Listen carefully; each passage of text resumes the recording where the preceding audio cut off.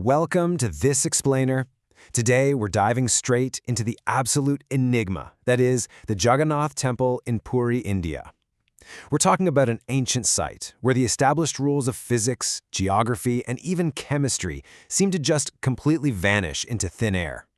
It's a place that absolutely baffles modern science and really challenges our everyday understanding of reality. So get ready, because we're going to unpack some truly incredible mysteries today. Now I want you to ask yourself, what if an ancient wooden idol held a beating heart?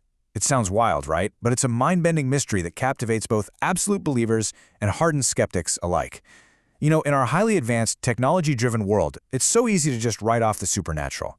But this specific legend has been preserved for thousands of years, and it kind of forces us to pause and ask some truly profound questions about what might actually be hidden away in the dark. So, what is this beating heart? Well, followers believe this mysterious, divine substance is the Brahma Padarth. They consider it to be the unburnt, still-beating heart of Lord Krishna.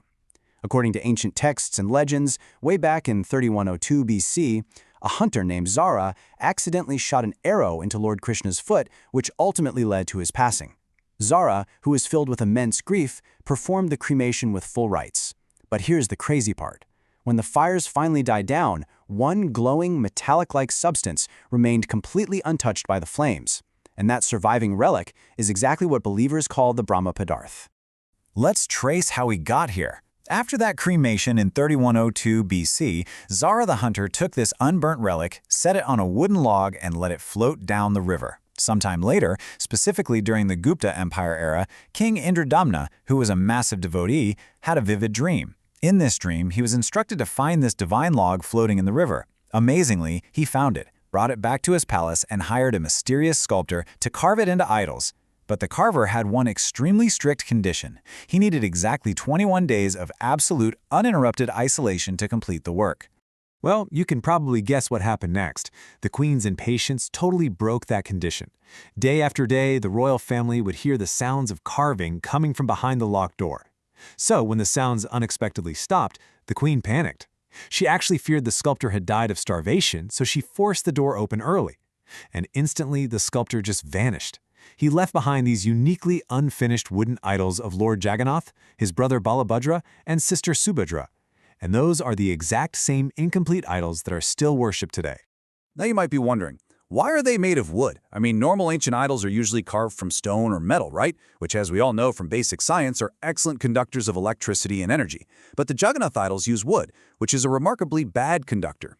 Believers theorize that this isn't an accident. It's a highly intentional, ancient technological design.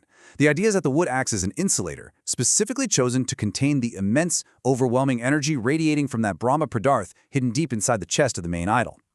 But here's the thing. Because wood naturally deteriorates over time, these magnificent idols have to be replaced every 12 years in a highly secretive ritual called Navakalavera, and the process is intense. First, there's a complete citywide blackout. The electricity in the entire city of Puri is intentionally cut off. Next, the head priest tasked with the ritual is securely blindfolded and puts on these incredibly thick gloves.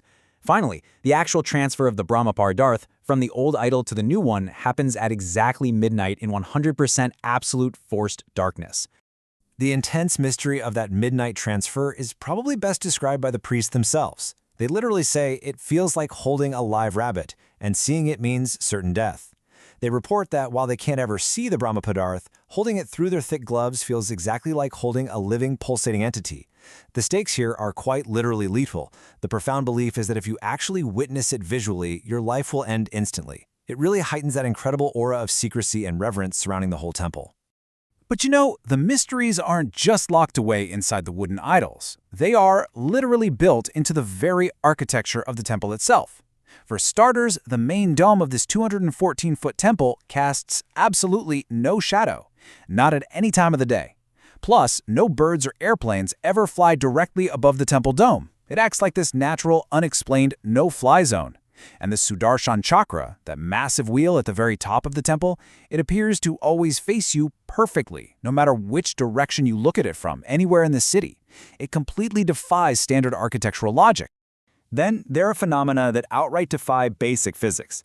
Let's talk about the wind for a second. Naturally, wind pushes a flag in the direction it blows. That's just how our physical world operates, right? But at Jagannath, the temple's top flag consistently flies against the wind. It flows in the exact opposite direction of the breeze. How? Why? Modern observers, physicists, and scientists remain completely baffled by this daily phenomenon. There's just no logical explanation for it. And getting to that flag is a whole other story. That mysterious flag sits at the very peak of the dome, a staggering 214 feet in the air. And every single day, without fail, a designated temple priest must scale that exact height. And get this, they do it completely bare-handed. No modern climbing gear, no safety nets, just a sheer physical climb to change this flag. It is an absolutely awe-inspiring physical feat. So why risk this daily climb? Well, because the stakes are unbelievably massive. If the flag-changing ritual is missed for even a single day, temple law dictates that the entire temple must be locked down and completely shut for 18 years. Let that sink in for a second. 18 years. It's just an incredible commitment to a tradition that has lasted continuously for centuries. Now, these everyday miracles actually extend far beyond the rituals and right into what they call the infinite kitchen. The temple creates prasad, which is their sacred food, and it feeds hundreds of people on a slow day, but tens of thousands on major festival days. Yet miraculously, regardless of the wildly fluctuating crowd sizes, the exact amount of food cooked is always perfectly right. They never run out of food, and they boldly claim they never waste a single grain. It's a feat of estimation that honestly seems humanly impossible. Oh, and the cooking method itself, it's a total thermodynamic paradox. Conventional physics tells us that if you stack pots over a fire, the bottom pot, the one nearest to the heat, naturally cooks first. That makes total sense. But in the temple's 7-pot mystery, 7 earthen clay pots are stacked high on top of each other over a wood fire. And incredibly, the food in the topmost pot, the one furthest away from the heat source, cooks first, then the second, all the way down to the bottom pot, which cooks last. Science simply has absolutely no explanation for this reverse cooking method. Now, despite all these fascinating, miraculous public marvels, the temple itself is fiercely guarded by uncompromising rules. Only practicing Hindus are allowed inside, period. In fact, former Indian Prime Minister Indira Gandhi was famously denied entry because she married a Parsi and carried a non-Hindu surname. And in 2005, the Thai princess Maha Chakrisurandoorn was also turned away because foreigners simply aren't permitted inside. She had to view it from the outside.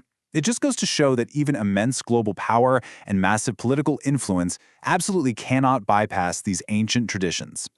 And hey, overwhelming wealth won't get you past the doors either. To put that into perspective, a generous Swiss donor once gifted 1.78 crore rupees to the temple. I mean, that is an absolutely massive financial contribution.